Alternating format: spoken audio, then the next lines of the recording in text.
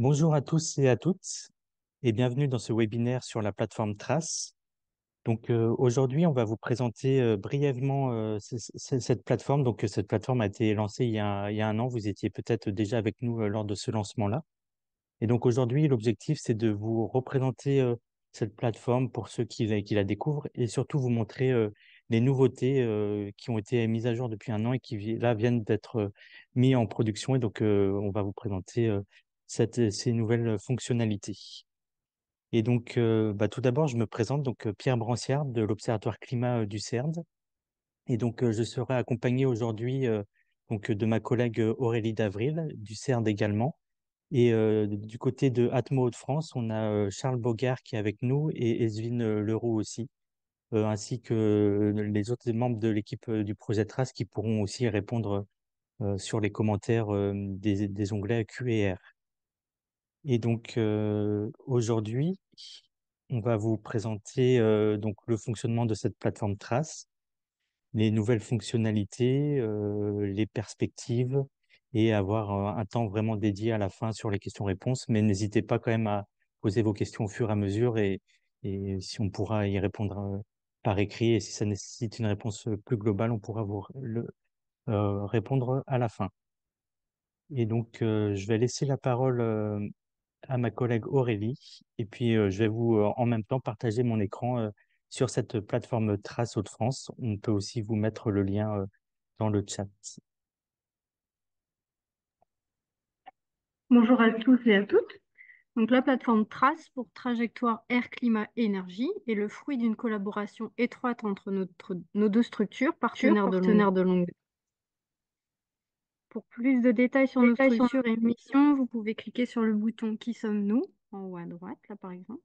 Donc, cette plateforme commune de visualisation interactive des données sur les thématiques air, climat, énergie est l'une des résultantes du renouvellement de la convention partenariale en 2021.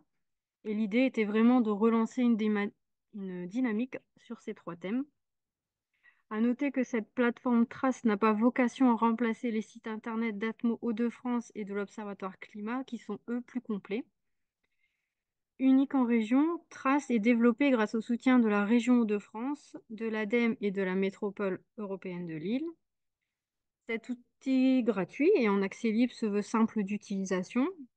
Il s'agit de permettre une meilleure accessibilité des données air, climat, énergie dans un unique endroit et de disposer d'un outil qui devienne une réelle aide à l'animation pour le suivi et la mise en œuvre des politiques publiques, le tout sur le territoire des Hauts-de-France. Donc, grâce à cette plateforme, vous pourrez consulter vos données et exporter vos tableaux de bord, vous situer par rapport aux autres territoires, comparer vos résultats aux objectifs régionaux et nationaux et simuler l'impact de vos actions. Trace est destinée plus particulièrement aux chargés de mission des territoires ainsi qu'aux décideurs des structures publiques et privées. Et son lancement, donc, comme le disait Pierre, a été fait en mars 2023 avec la réalisation d'un webinaire de présentation. N'hésitez pas à vous référer aux différents articles sur le sujet sur nos sites internet respectifs, ainsi qu'au replay. Donc les liens vont être mis dans le chat bientôt. Et depuis ce lancement, des mises à jour et des améliorations ont été effectuées. Vous pouvez vous référer aux dernières données ajoutées en page d'accueil, en descendant un petit peu sur la page. Une précision sur l'objet et de la mise à jour avec un picto reprenant l'une des trois thématiques ainsi que la date sont présentes. Trace est actuellement à jour avec les dernières données dont on dispose. L'inventaire des émissions qui alimentent plusieurs tableaux de bord porte maintenant sur l'année 2021. Pour les énergies renouvelables, on peut avoir des données jusque 2023 en fonction des filières. Et en restant sur cette page d'accueil, on peut, un peu plus bas encore, apercevoir quelques chiffres clés qui sont présents, issus des différents tableaux de bord qu'Esvin va maintenant vous présenter rapidement. Bonjour à toutes et à tous. Est-ce que vous m'entendez correctement? Petit test micro. Normalement, c'est bon. Alors, du coup, oui, effectivement, merci pour la prise de parole. Je vais vous présenter les tableaux de bord. Comme l'a dit Aurélie, cette plateforme Air Climat Énergie a pour vocation de vous montrer en fait des données de nos observatoires qualité de l'air et climat. Donc sur les données air, climat et énergie. Donc sur tout ce qui est air, on va retrouver des données relatives à quelques polluants atmosphériques à effet sanitaire. Pour la partie climat, on verra les GES. Et enfin, la partie énergie, ce sont tout ce qui est consommation et production sur le territoire Hauts-de-France. Donc toutes ces données ici sont représentées sous forme de tableau de bord, on va dire. Donc vous avez le choix de pouvoir sélectionner une échelle territoriale. Par exemple, ici, sur le volet R, vous avez une échelle territoriale, vous en avez quatre au total, la région, le département, les PCAET et les EPCI. On a rajouté donc les PCAET parce qu'il peut y avoir en fait des regroupements de PCI, de collectivités pour un plan commun. Si on sélectionne par exemple une de ces résolutions, on va dire, n'importe laquelle, on peut choisir par exemple PCAET, on voit que du coup la carte entre guillemets va se mettre à jour et vous proposer une liste déroulante de territoires. Donc là, après, c'est à vous de choisir effectivement le territoire qui vous concerne. Donc, que vous soyez citoyen et que vous soyez curieux de voir les données d'un territoire en particulier, vous pouvez. Si c'est votre collectivité, évidemment, l'idée, c'est de pouvoir comparer en fait vos données, peut-être aussi avec un autre territoire. Donc, pourquoi pas ouvrir un deuxième onglet et regarder. Et là, par exemple, on va s'intéresser à un territoire en particulier. Si vous sélectionnez le premier territoire, par exemple la communauté d'agglomération de Chauny-Tergnier-Lafer, la carte en fait va se mettre à jour et va zoomer en fait sur ce territoire que vous avez sélectionné. Vous avez accès à différents polluants. Donc c'est pas une liste exhaustive de tous les polluants qu'on produit, mais du moins c'est les polluants qui sont le plus mis en valeur, notamment dans les objectifs régionaux et nationaux. Donc, par exemple, si vous sélectionnez un des polluants, donc là par défaut c'est PM10 qui est sélectionné, on va peut-être rester sur celui-là. On voit que on a plusieurs années à disposition ensuite. Donc, comme l'a dit Aurélie, la dernière année qui a été produite pour l'inventaire des émissions, c'est l'année 2021. Donc, il y a une rétrospective en fait jusqu'à 2008, à savoir que chaque inventaire produit également un recalcul de tout historique. Donc, c'est vraiment une rétrospective. Pourquoi est-ce qu'on n'a pas l'année 2024? On va dire ça peut-être comme question. C'est effectivement que en fait ces données, bah, on les récupère. Donc, c'est des données passées qui sont retravaillées, qui nécessitent un temps. Et donc, nous, derrière, on récupère des données, on va dire, conformes à 2021. Donc, tout ce qui est population, INSEE, logement, déclaration d'industrie, etc. Et on les compile pour former et consolider une version d'inventaire. Donc, petit à petit, plus on va avancer avec cet historique-là. Ensuite, vous avez les secteurs PCAET. Donc, qu'est-ce que c'est un secteur PCAET? Donc, c'est les secteurs plan, climat, énergie territoriale. Donc, c'est simplement une sectorisation. À savoir que le CITEPA, qui produit également des émissions, eux, ont une sectorisation dite sectaine par secteur d'activité économique. Donc là, voilà, vous avez ces secteurs-là, pardon, qui sont cochés par défaut. À savoir que le émetteur non inclus n'est pas coché parce qu'il est compté hors bilan.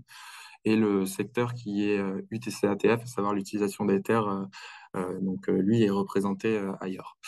Vous avez également un dernier sélecteur qui sont les communes adhérentes. Donc, si vous sélectionnez en fait ce, ce bouton-là, admettons oui, si la collectivité ou le territoire que vous avez affiché est adhérent, il y a un détail communal, donc infracommunal, on va dire. Donc, on va pouvoir aller ensuite sur la carte et avoir un aperçu des quantités d'émissions, en l'occurrence ici de PM10 en 2021 pour les communes de la communauté d'agglomération de Chauny. À droite, vous avez un indicateur, donc une genre de pie chart, où on voit les différents secteurs et la part sectorielle que représente chaque secteur dans les émissions de PM10. Donc, ici, avec une majorité pour les secteurs agriculture, résidentielle et en troisième position, industrie. Si on descend, ensuite, on a accès à des chiffres clés. Donc, les chiffres clés, ça va être quoi? Ça va être la quantité totale des émissions du territoire. On va avoir également la part que représente le territoire dans les émissions régionales. Donc, évidemment, à la région, on n'a pas la part au-dessus. Là, par exemple, on voit que ça représente 0,7% des émissions du total de la région de France. Et également des indicateurs habitants, donc à savoir à la population relative du territoire, et surfacique, en kilogrammes par kilomètre carré. À droite, vous avez une évolution des émissions de particules PM10, avec le total, mais on voit d'une autre façon ici la part en fait que prennent ces secteurs, mais dans le temps, donc de 2008 à 2021. Et si jamais on sélectionne, par exemple, un petit peu plus haut, si on remonte sur la page et on veut s'intéresser précisément, par exemple, à l'agriculture, il nous suffit en fait de cliquer sur l'agriculture, admettons. En fait, on peut. Donc là, quand on choisit les filtres qui sont ici sur le secteur PCAET, ça va mettre à jour. Donc là, on l'a enlevé. Là, ça va mettre à jour en fait le graphique en dessous. Et du coup, pardon, toutes ces données chiffres clés vont se mettre à jour en lien avec le filtre qui a été fait. On peut passer, pardon, sur la partie peut-être objectif. Donc les objectifs, c'est aussi une manière de vous accompagner. Donc sur ce territoire-là, c'est de présenter ce qui existe. Donc à savoir des objectifs nationaux comme le PREPA, donc c'est le plan national de réduction des émissions de polluants atmosphériques, qui fixe des objectifs à différentes échéances. La première par défaut est 2025, et à droite, on a les objectifs du schéma régional d'aménagement, de développement durable et d'égalité territoire, donc le SRADET, qui lui fixe d'ores et déjà un objectif 2021.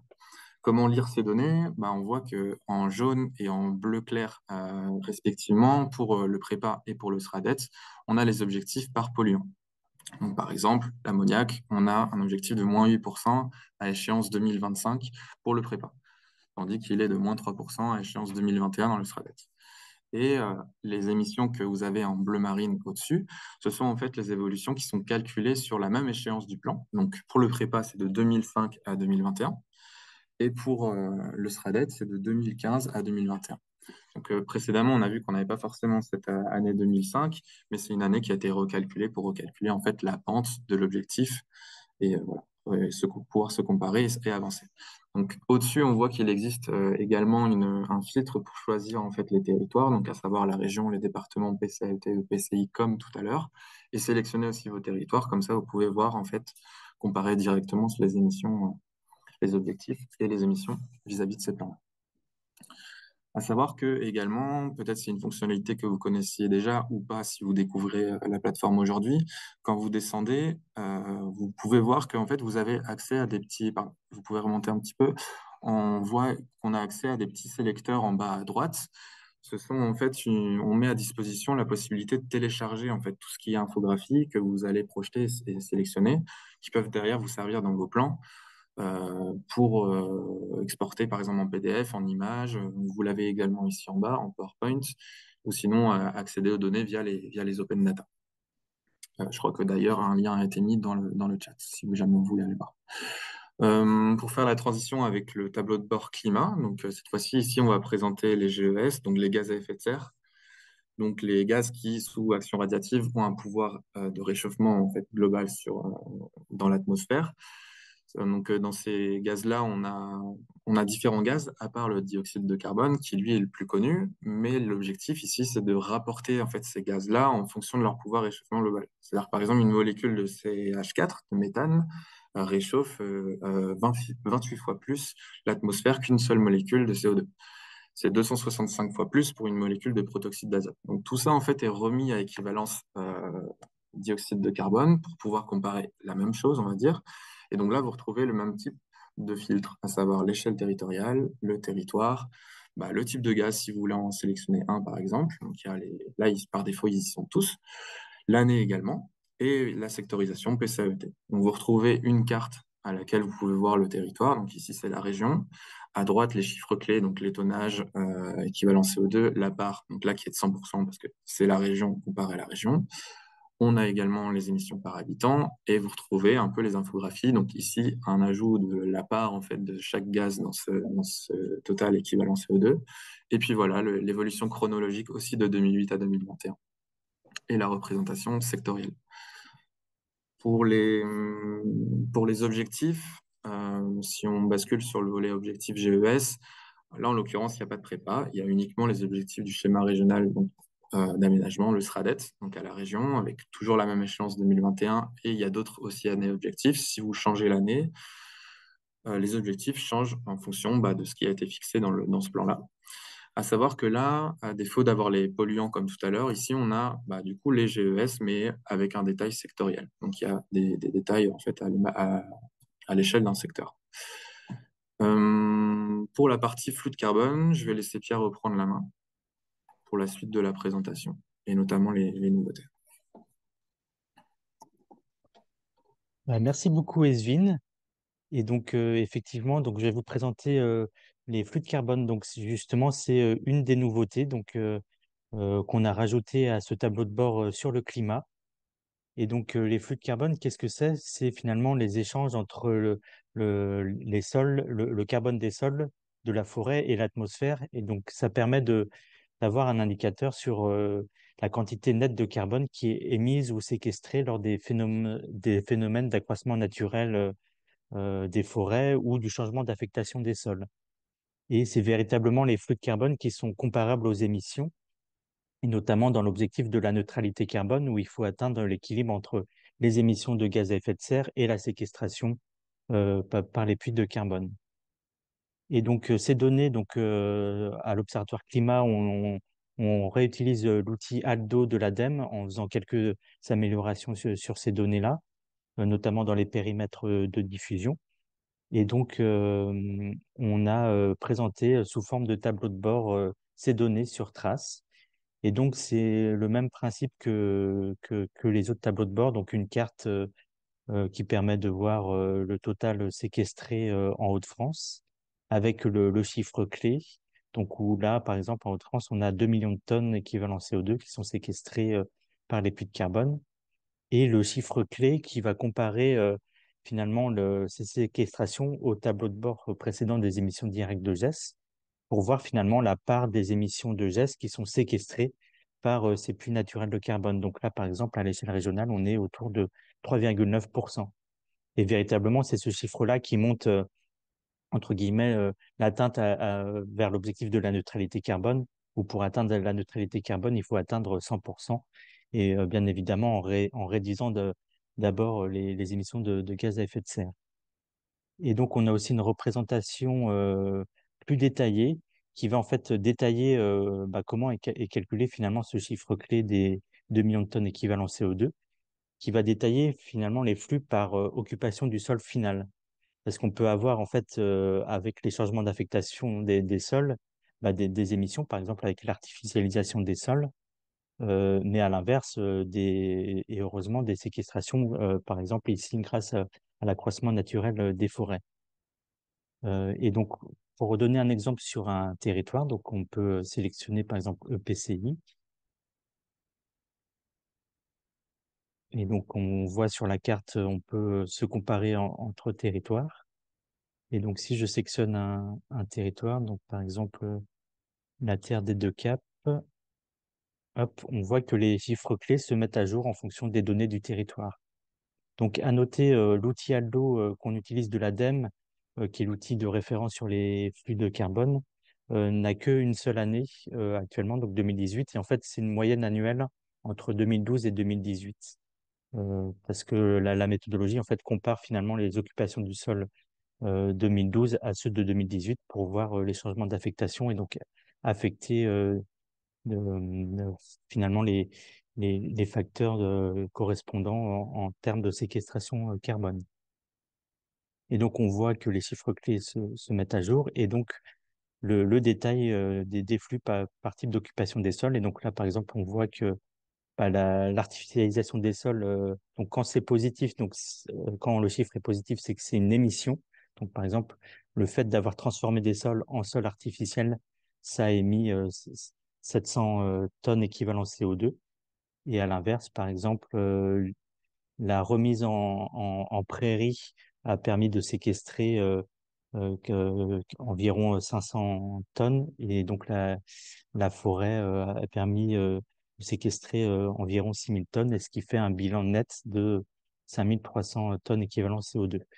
Et donc, selon les territoires et la dynamique des changements d'affectation des sols, un sol peut soit être séquestrateur ou émetteur. Donc voici sur la nouveauté de ce tableau de bord et je vais laisser la parole à ma collègue Aurélie qui va vous présenter d'autres nouvelles fonctionnalités. Merci Pierre. Je vais repartager mon écran. Enfin, je vais juste le retrouver où c'est. Voilà. Donc une nouvelle fonctionnalité a été développée dans le tableau de bord énergie au niveau de l'onglet production d'énergie, donc ici, pour permettre d'avoir l'information sur la disponibilité des énergies renouvelables de manière plus intuitive. Donc, il est indispensable de prendre connaissance de ces informations avant tout traitement ou analyse des données d'énergie renouvelable présentes dans Trace et d'être très vigilant dans l'utilisation des graphiques dynamiques de ce tableau de bord ou du résultat dans le bloc chiffres clés. En effet, à ce jour, nous ne disposons pas de données pour chaque année. Chaque échelle territoriale ou vecteur énergique de valorisation pour toutes les filières d'énergie renouvelable, et il n'est ainsi pas toujours possible d'avoir un bilan complet en fonction des filtres choisis. On peut notamment le constater sur le graphique d'évolution des énergies renouvelables par filière, donc le bloc en bas à gauche de la page. Si on reste sur le filtre des Hauts-de-France, pour certaines années, on observe de grosses zones sans données. Alors pourtant, ça ne veut pas dire qu'il n'y a pas eu de production de telle ou telle filière, mais c'est plutôt dû à la capacité d'estimer les données. Ça peut être par exemple dû au fait qu'il n'y ait pas toujours possible de réaliser des inventaires de manière annuelle, comme Esvin a un peu détaillé le processus, que les données sont issues d'enquêtes avec un pas de temps prédéfini ou que les données brutes ne sont à ce jour pas disponibles. Et plus on descend à une échelle infrarégionale, plus on peut être confronté à des problèmes d'absence de données. Donc, si je remonte un petit peu, mais ça scrolle en même temps. Donc, un volet est maintenant présent sur la gauche de l'écran. En cliquant dessus, un tableau apparaît. Il permet de savoir pour la dernière actualisation des données sur Trace quelles sont les filières d'énergie disponibles en fonction de l'année des données, qui est en haut.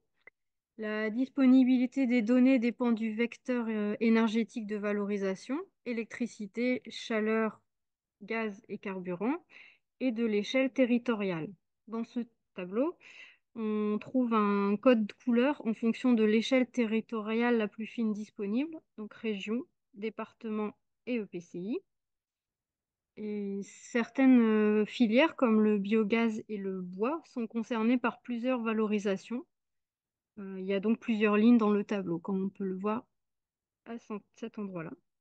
Et lorsque c'est gris dans le tableau, c'est que nous n'avons pas pu faire un travail d'estimation sur telle filière ou vecteur cette année-là, donc on ne peut pas afficher de données. C'est bien évidemment en l'état des connaissances actuelles et ça pourra évoluer au fur et à mesure des actualisations.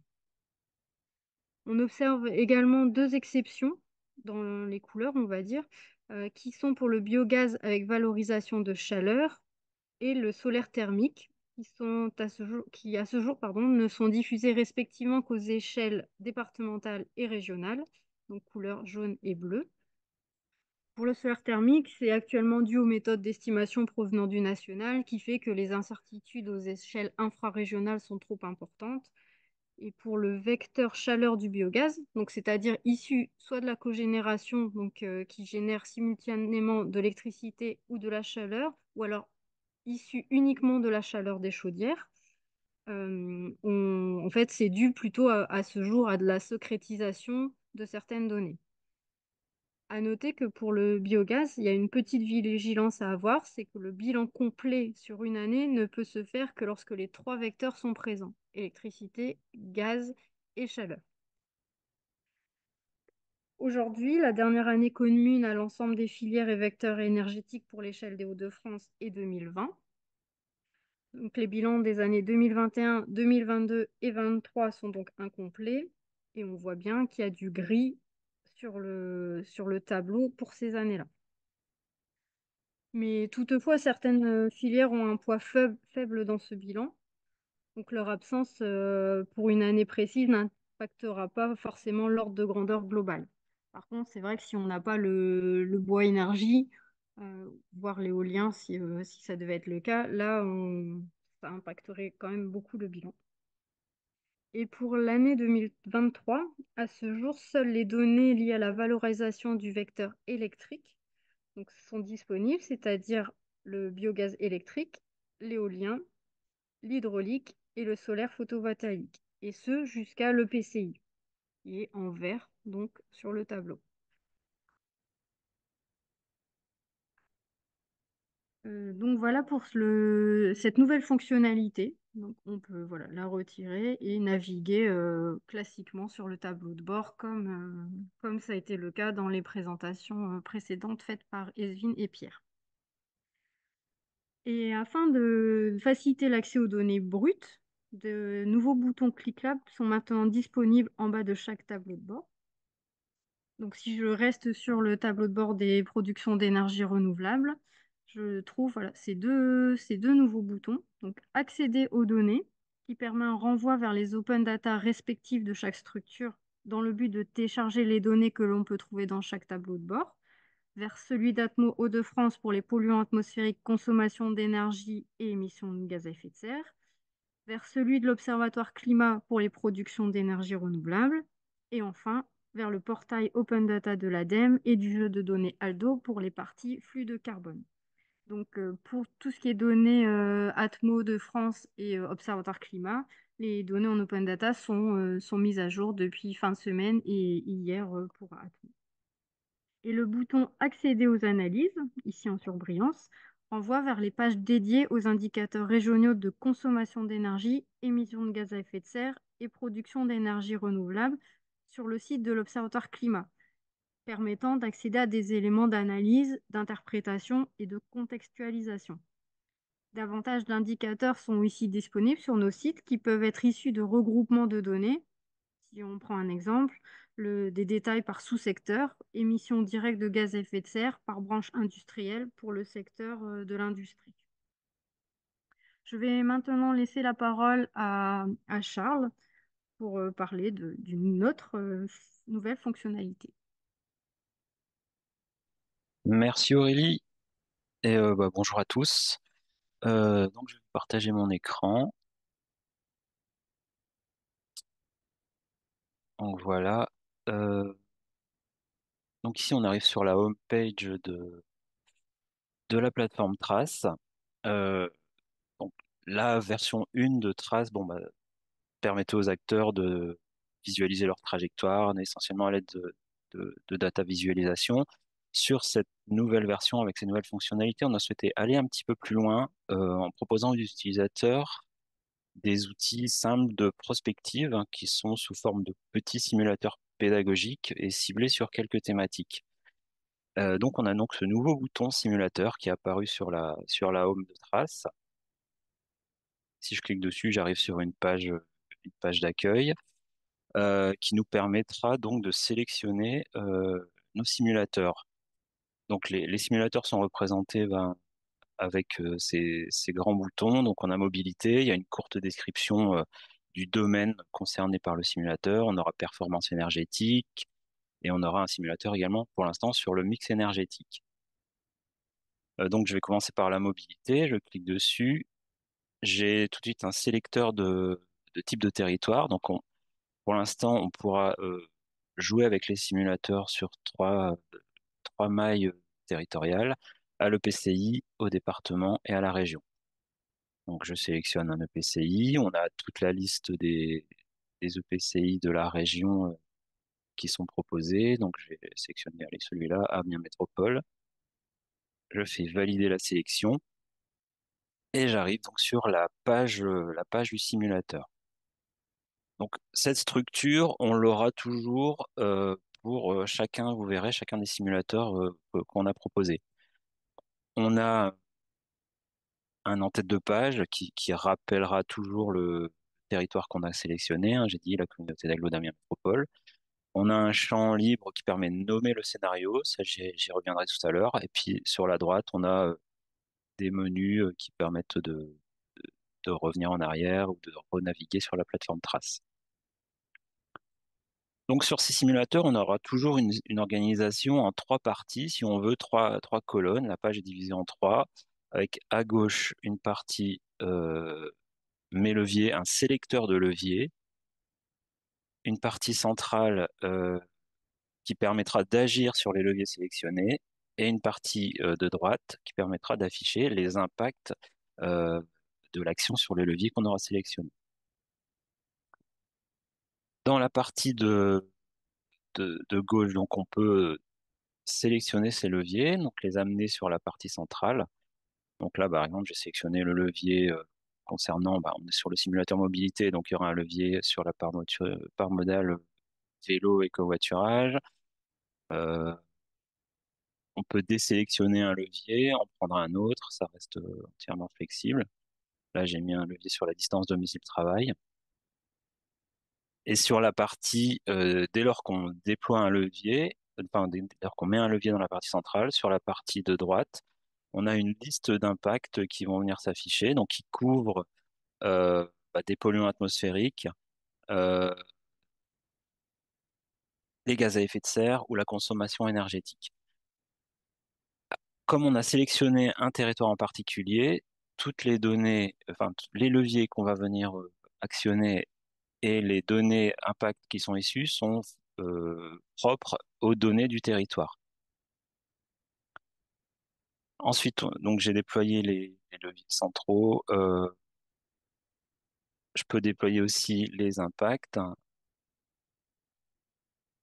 Voilà, et on peut commencer à agir sur les leviers. Donc là, sur la part modale covoiturage vélo, donc on peut augmenter ces parts modales et voir immédiatement ce que ça fait sur l'impact en termes d'émissions de polluants, de gaz à effet de serre ou de consommation énergétique.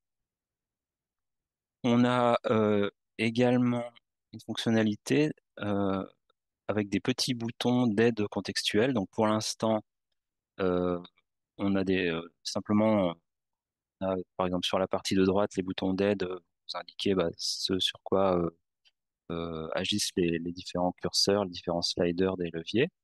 À terme, on rajoutera des éléments méthodologiques, à la fois méthodologiques sur comment on permet de calculer ces impacts et avec quelles données sources on arrive à ces résultats. Euh, donc ensuite, là par exemple sur le premier levier, bon, on va jouer sur la part modale covoiturage, la part modale vélo, sur les trajets domicile-travail. On voit que même si je mettais une part modale extrêmement forte de vélo en l'occurrence, euh, dans mes impacts, je ne baisserai pas les émissions de tout mon secteur transport routier, parce qu'effectivement, comme j'ai dit, on agit uniquement sur les trajets domicile-travail des véhicules légers, et sur le territoire en question, il reste encore les trajets des véhicules utilitaires, les trajets qui ne sont pas des trajets domicile-travail, les trajets qui sont faits par des poids lourds également. C'est encore plus vrai si dans le mode de représentation des impacts, je sélectionne impact tout secteur confondu comparé aux objectifs régionaux. Enfin, là, c'est une transposition des objectifs du schéma régional du SRADET au territoire avec une diminution en termes de pourcentage transposée aux émissions du territoire à différents horizons. Et donc là, même si je diminuais drastiquement la distance de travail sur mon territoire, on voit que je serais loin d'atteindre des objectifs, tous secteurs confondus, évidemment, pour ce territoire. Donc c'est aussi un des intérêts pédagogiques de ces simulateurs, et en l'occurrence pour la mobilité, c'est que ça permet d'estimer l'importance d'un secteur, d'un levier sur les émissions globales du territoire et de relativiser l'impact de cette activité sur les émissions globales du territoire. À tout moment, si on ne sait plus très bien où on en est, si on s'est trompé, on peut revenir en arrière, enfin, en tout cas réinitialiser la saisie. On a un bouton spécial pour ça, et donc on peut redéployer les leviers et euh, recommencer à agir. J'ai dit tout à l'heure, on a un champ qui permet de nommer le scénario. Donc là, je vais vous enlever la simulation. Et on peut rentrer ce nom-là et on a un petit bouton qui est nommé partager et qui va copier un lien. C'est-à-dire que toutes les actions que vous allez faire sur vos leviers, ça sera enregistré dans l'URL de la page. Et donc, si je crée une nouvelle page, je copie l'URL qui a été copiée quand j'ai appuyé sur partager. Et boum, je retombe sur ma simulation avec les mêmes, euh, leviers déplacés et les mêmes impacts. Donc ça vous permettra de faire des simulations, faire des essais et éventuellement partager avec d'autres personnes puisque tout est stocké dans ce lien. Euh, donc je reviens en arrière avec le bouton accueil dans le menu. On revient sur la page de sélection des simulateurs. Je vais passer au simulateur performance énergétique. Donc là, je sélectionne ça, je prends un territoire, bon, on va prendre la région. Donc on garde effectivement la même structure générique que pour tous les autres simulateurs. Et dans ce simulateur spécifique, ce qu'on va simuler, c'est l'impact de la rénovation énergétique des logements d'un territoire donné. Et donc ces impacts sur les consommations énergétiques. Les données d'entrée du territoire sont sélectionnées, sont la répartition des parcs logements principaux, enfin en résidence principale, euh, en logement collectif et en logement individuel. Tous les leviers sont à zéro au départ et ce qu'on va faire varier, c'est un pourcentage de rénovation des logements par catégorie d'année d'achèvement. Ce qu'on va afficher en dessous du slider. Donc là, par exemple, on voit qu'on peut bouger les sliders à la main, mais on a aussi une saisie libre sous forme de champ de texte, hein. Bah, par exemple, je vais vous mettre allez, 30% sur des logements avant 1949, 20% sur 49 à 74, et ici, voilà, je mets 30% de rénovation des logements avant 49, également 20% ici, là je peux mettre 10%.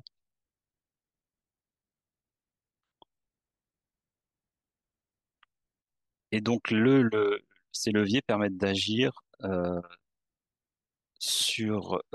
enfin, auront des impacts qui seront estimés en consommation énergétique, hein, du territoire. Il y a un petit bug, c'est pas sur les émissions du territoire, mais c'est la consommation énergétique du territoire. On voit qu'on a baissé, alors on a deux graphiques, hein, une situation avant, si on survole avec la souris, et une situation après. On voit qu'on a baissé essentiellement les parts de logement d'avant 1949 et d'avant 1974, et on voit effectivement ces parts de logement respectifs qui diminuent dans le graphique du bas, qui correspond à la situation après. Euh, on voit aussi que la part enfin la classe la plus récente de logement, qui est pour l'instant aujourd'hui de 90 à 98, a augmenté. Ça veut dire que les logements qu'on a rénovés dans le parc qui datait d'avant 49 ou d'avant entre 49 et 74 ont automatiquement été reportés dans la classe la plus récente. Ça veut dire que si on veut faire évoluer le simulateur, à terme, on pourra mettre, bon, là on va jusqu'à 98 pour des raisons méthodologiques, méthodologie qu'on va faire évoluer, et on pourra ajouter des classes plus récentes dans le futur pour, quand on fera de la rénovation, attribuer automatiquement euh, ces parcs de logements dans des classes d'années de finition plus récentes, et donc d'estimer une baisse de consommation énergétique.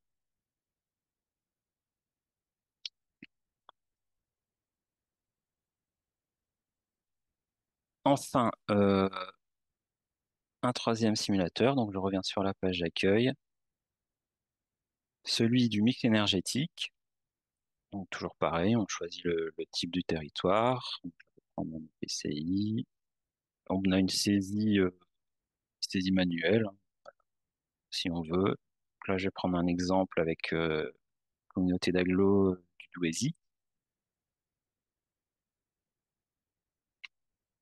Donc ici, on va simuler la variation du mix énergétique dans les résidences principales du territoire avec un zoom qu'on verra dans un deuxième temps sur le mix de l'énergie bois, toujours dans les logements en résidence principale. Donc ce mix, hein, là on a chargé un territoire, c'est la communauté d'agglo du Douaisis, il sera effectivement propre à chaque territoire dès qu'on affichera le levier dans la partie centrale. Donc les données d'entrée, elles proviennent de l'inventaire régional des émissions d'Atmo Hauts-de-France. La situation de départ, elle correspond à l'année 2020. À l'avenir, bah, ces données d'entrée, elles sont également mises à jour avec les différentes versions d'inventaire. La prochaine version qui arrivera et qui sera mise à jour, enfin, avec laquelle on mettra à jour ces données d'entrée, ce sera la version d'inventaire régional 2021. Donc là, j'ai choisi un territoire où, dans mon mix énergétique, bah, par exemple, j'ai 11% de charbon, de houille. Donc, je peux agir sur le slider euh, et déployer les impacts.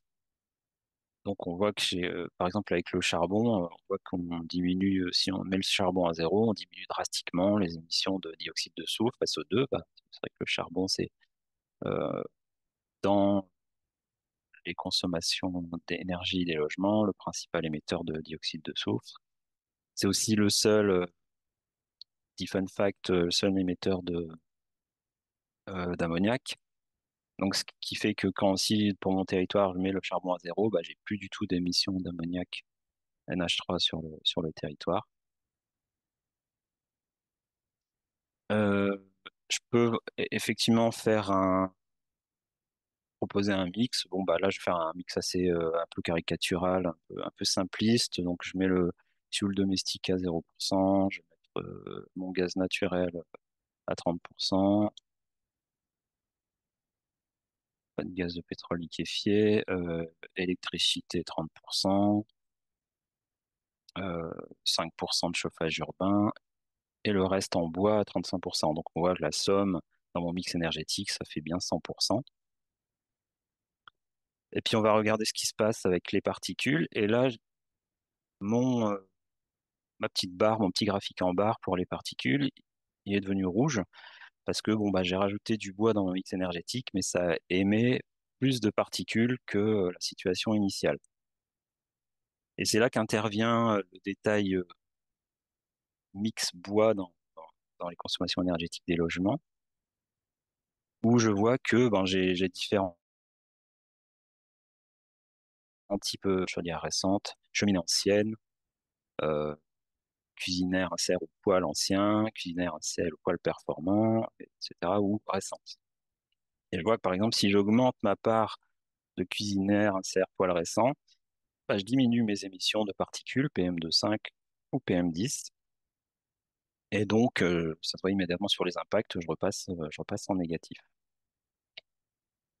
Et dernière chose que j'ai pas montré, c'est que on a un petit graphique qui permet de comparer le mix énergétique de départ du territoire avec le mix énergétique que j'ai modifié dans mes leviers. On voit bien que voilà, il y a des classes là que j'ai volontairement supprimées et le mix énergétique modifié. Donc voilà sur ces simulateurs. Alors notre première ambition avec ces simulateurs, bah, c'est de les maintenir actualisés en vie, avec des données d'entrée mises à jour dès que ça sera possible. La page web, enfin, cette application, elle est modulaire. Elle est aussi destinée à accueillir de nouveaux simulateurs dans le futur qui ont la même structure. Et dernière chose, bah, à l'attention des chefs de projet SI ou des développeurs, on va open sourcer tout ce moteur de simulateur. Donc là, c'est pas encore disponible, mais il y aura des marches open source avec des liens vers les dépôts de code qui pourront être réutilisés ensuite.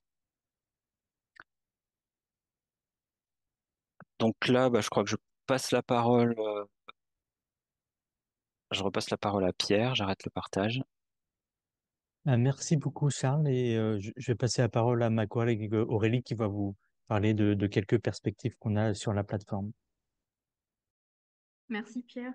Donc, comme Charles vient juste de l'évoquer, des mises à jour régulières de la plateforme Trace sont effectuées et l'objectif est de pouvoir être dans l'amélioration continue pour permettre une utilisation optimale par l'utilisateur. Donc, cela commence par l'actualisation des données, des ajouts de nouveaux millésimes, des modifications de l'historique ou une prise en compte des objectifs du SRADET réactualisés en fonction des instances.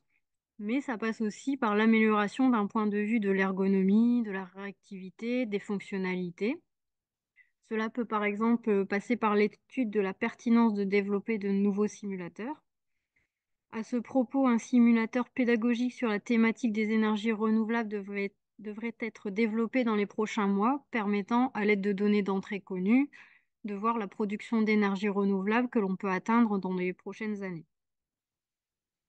Un atelier des territoires pilotes se réunira courant juin.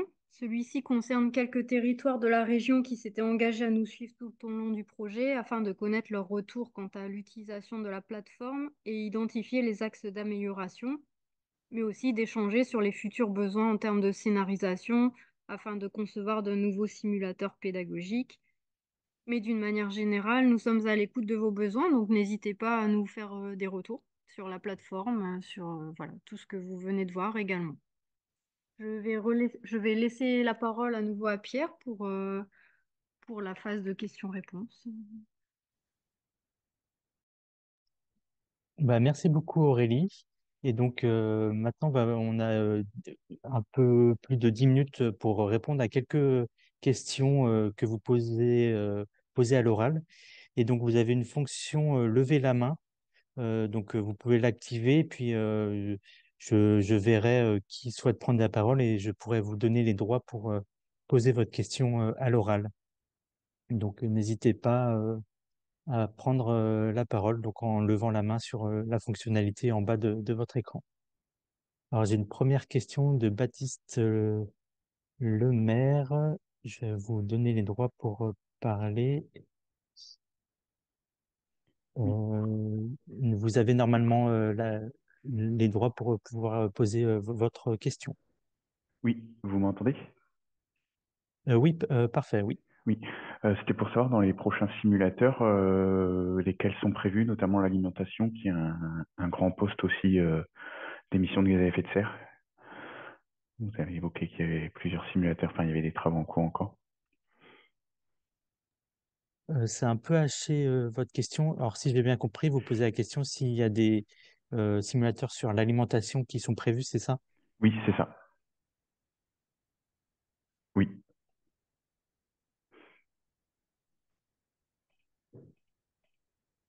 Oui, on n'entend pas trop, enfin, ça hache un peu. Euh, en... Enfin, en fait, on a un club d'utilisateurs qui va se réunir là en juin pour voir en fonction de vos besoins. Après, l'idée aussi, c'est de pas dupliquer ce qui peut exister ailleurs. Par exemple, il y a des outils de simulateurs qui sont très bien faits sur le site de Data Agir de l'ADEME, notamment sur l'empreinte carbone. Et c'est là-dessus notamment que vous pourrez avoir des simulateurs sur l'alimentation. Et donc, enfin, en tout cas, n'hésitez pas à revenir vers nous si on peut vous renvoyer aussi vers d'autres simulateurs qui existent par ailleurs en fonction de vos besoins. Donc, je ne sais pas si ça a répondu à votre question parce que enfin, c'est un peu coupé, donc on n'a pas tout à fait entendu. S'il y a aussi d'autres personnes qui souhaitent prendre la parole.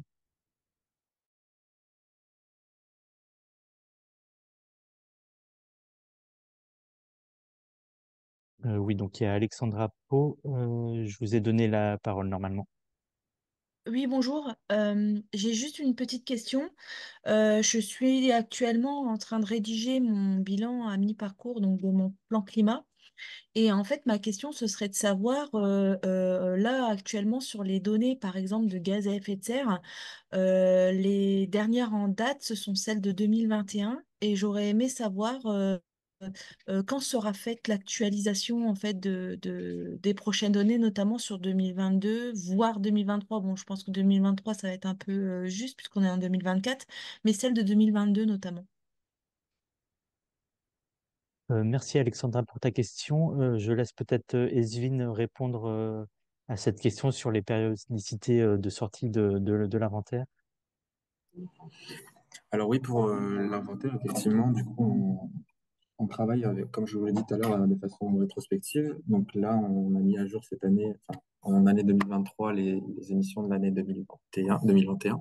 On travaille à un N-2, donc c'est-à-dire que du coup, les émissions 2022 seront disponibles d'ici la fin d'année et 2023 d'ici 2025, etc., etc.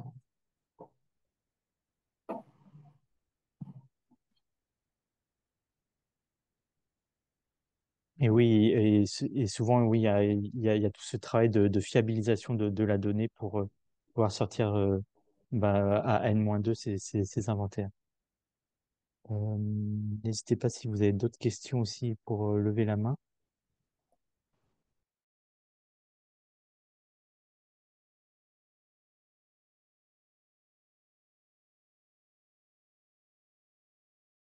Alors, je donne la main à Jonathan de Leru.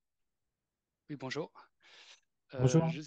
J'avais une question concernant l'ouverture en open source. Je voulais avoir une idée de quel genre d'application allait être imaginable euh, lorsque vous évoquez le sujet d'ouverture du code en open source. Est-ce qu'il y a des applications spécifiques que vous envisagez déjà, enfin, qui sont imaginables à partir de toutes ces données? Est-ce que vous avez déjà un ordre d'idée, j'allais dire? Oui, Euh, je- alors, bah, je vais répondre sur l'open source.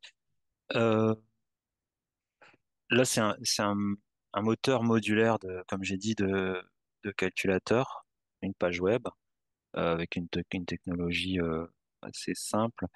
Ce qu'on peut envisager comme évolution, c'est l'ajout de nouveaux calculateurs, parce que chaque calculateur a une algorithmique simple, hein, il utilise un jeu de données d'entrée, on fait avec des variables, sur les variables, et l'algorithmique, elle calcule un impact en consommation, en émissions de polluants, gaz à effet de serre. Donc, ce qu'on pourrait envisager, en reprenant les composants qui existent, hein, parce que les différents sliders simples ou multiples, c'est des composants qui seront également open sourcés. En se basant sur ça, on peut très bien envisager d'avoir une démarche open source sur des nouveaux calculateurs, donc des nouveaux calculateurs thématiques qui viendraient enrichir éventuellement la plateforme. D'accord. Merci.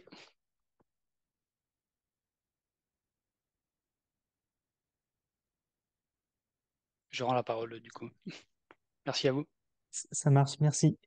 Est-ce que d'autres personnes ont des questions? Sinon, j'ai vu qu'il y avait quelques questions aussi dans le chat. On pourra aussi y répondre à l'oral si besoin.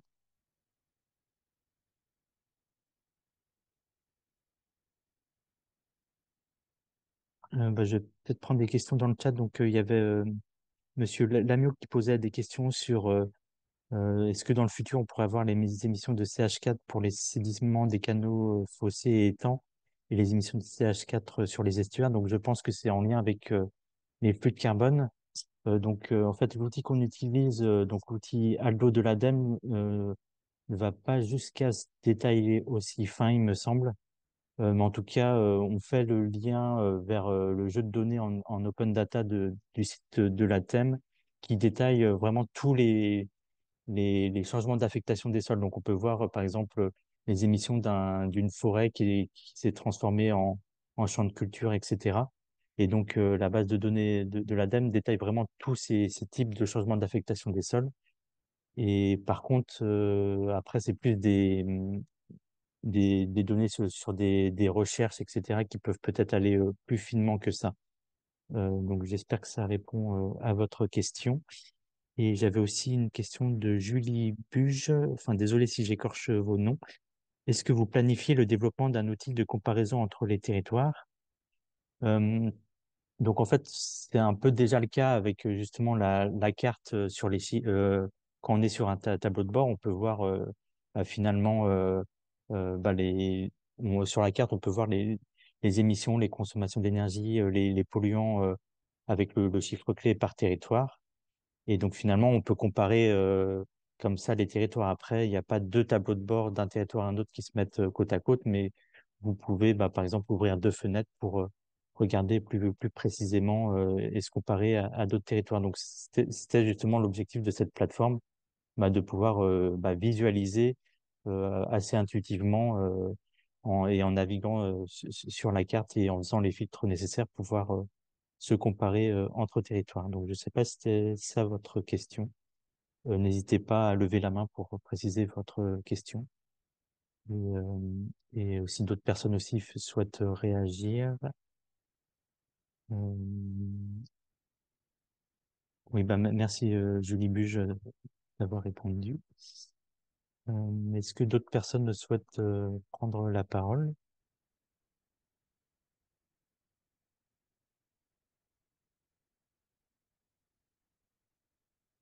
Oui, donc il y a Noémie Fradet de l'Adréal qui pose une question sur les leviers de performance énergétique. On part sur la modification de la part de chaque typologie de logement par année de construction, mais sur quelle rénovation globale au total?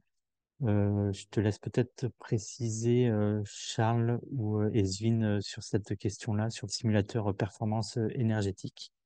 Et donc la question est sur l'onglet QR. Oui, alors je peux peut-être répondre si tu veux, Charles. Oui, oui, bien sûr. Donc cette partie performance énergétique, effectivement, on compare, en fait, on bascule on va dire des consommations d'un logement ancien qui sont assez élevées vers des consommations d'une catégorie qui sont beaucoup plutôt faibles. Tout ça, en fait, on part de coefficients unitaires de consommation qu'on sait plus bas pour tous les logements qui ont été construits du coup après les premières réglementations thermiques. Et en fait, on n'a pas de détails sur la partie isolation, ventilation, si par exemple ce sont des types de travaux cités ou faits dans le cadre d'aide d'État, MaPrimeRénov' ou ANAH par exemple. En fait, quand on estime qu'on passe d'une catégorie ancienne vers une nouvelle, on zoome plutôt sur la partie chauffage, eau chaude sanitaire, euh, électricité spécifique. On sait que ces usages-là, ils sont différents avec des catégories de logements beaucoup plus récentes. Et en gros, c'est cette, on va dire, transgression de logements anciens rénovés. On sait que du coup, ils vont moins consommer parce que du coup, ils vont être mieux isolés ou mieux ventilés. Et donc, en fait, voilà, c'est un travail d'hypothèse de bascule, en fait, de logements anciens vers des logements plus performants, on va dire.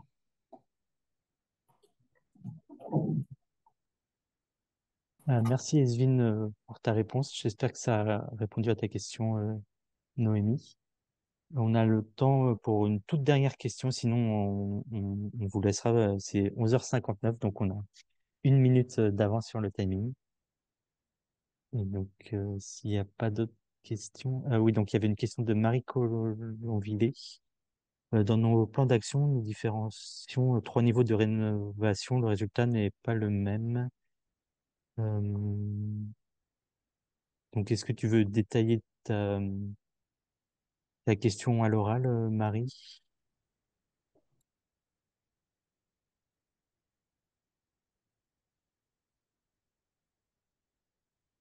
Hop. Je t'ai donné la parole normalement, Marie. Tu peux poser ta question à Oui, tu l'oral. m'entendez? Oui, c'est bon, parfait. Oui. Oui, c'était pas une question, c'était en complément. C'est vrai qu'on est obligé de différencier le type de rénovation quand on fait nos calculs. Euh, donc là, quid de la fiabilité du simulateur derrière, même si on n'a pas les mêmes performances sur des logements très anciens. Euh, un logement très ancien rénové complètement ne fera pas la même chose une rénovation très partielle. C'était juste en complément. C'est très bien les simulateurs. Après, il faut être sûr de la fiabilité des chiffres derrière.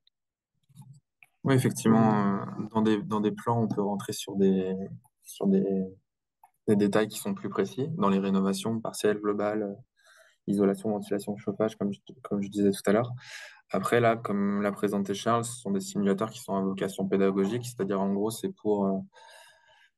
pas pour faire un plan hyper détaillé derrière. C'est-à-dire en gros, c'est pour vous montrer que des leviers existent. C'est pour montrer en fait, grossièrement, si je bouge ça, quel impact ça a. Donc peut-être donner une orientation en fait à vos plans. Et puis après, on va dire dans l'expertise, c'est pouvoir de revenir vers nous et pouvoir, pour qu'on puisse, Atmo et le CERD, vous accompagner en fait plus précisément sur vos plans, à D'accord. partir de données plus précises que vous avez sûrement en main, et qu'on puisse les adapter du coup à notre inventaire pour après redéfinir les objectifs de plan climat air énergie. Voilà. Donc bien l'avoir en tête, C'est ça. que c'est qu'une idée, une orientation. Merci.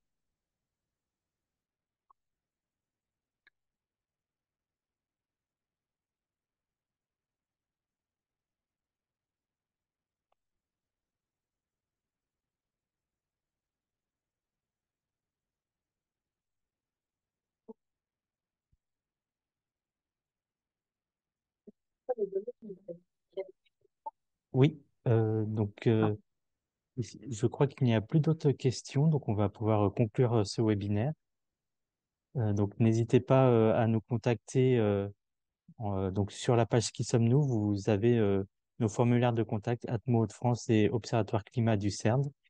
Et donc on pourra répondre à vos questions plus détaillées. En tout cas, on vous souhaite une bonne découverte de ce webinaire. On va aussi vous mettre dans le chat un lien vers un formulaire d'évaluation, comme on le fait classiquement à nos événements. Et donc, je crois qu'il a déjà été mis. Donc, parfait.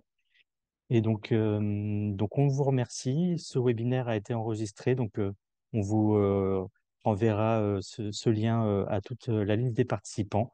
Et puis, vous pourrez aussi la retrouver sur nos réseaux sociaux. Bah, merci encore à tous et à tous pour votre participation. Et puis, on vous dit à bientôt et bonne découverte de ces nouvelles fonctionnalités sur la plateforme Trace. Je vous remercie.